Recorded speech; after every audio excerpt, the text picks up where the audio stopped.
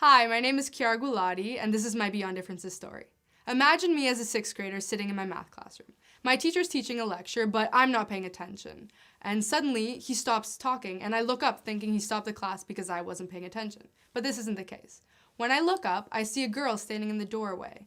She has matted hair held up with purple butterfly clips and dark skin. She's a pink t-shirt, baggy jeans, and old tennis shoes.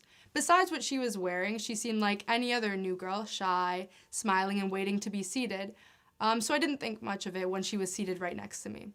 Suddenly, the teacher continues on with the class, and the students around me start to scrunch up their nose and put their hands over their mouth and seem to be holding their breath.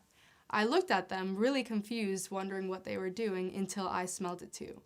I smelled this thick, sweaty smell. This thick, sweaty smell filled the room, and I started to scrunch up my nose too and looked around to see where it was coming from. And I realized it was the new girl sitting next to me. Every single class afterwards, she brought the same smell into the classroom, and the students had the same response. They would all hold their breath and try to be as far away from her as possible. At lunch, I saw her sitting alone, and during group projects, no one ever chose her as a partner. I noticed she was sad and seemed to always be by herself, but I didn't really do much about it. Little did I know that she had just immigrated here from Haiti after a hurricane had devastated her homeland.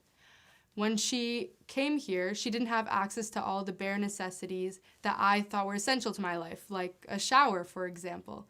She didn't speak the language well, and she was alone at school often, and I can't help but think that having a little bit of friends or someone to be kind to her would have helped her through this time. And that's why I joined Beyond Differences. I joined Beyond Differences to make sure that no one would ever feel like her again, to make sure that people wouldn't judge each other so harshly on first assumptions without knowing people's whole story.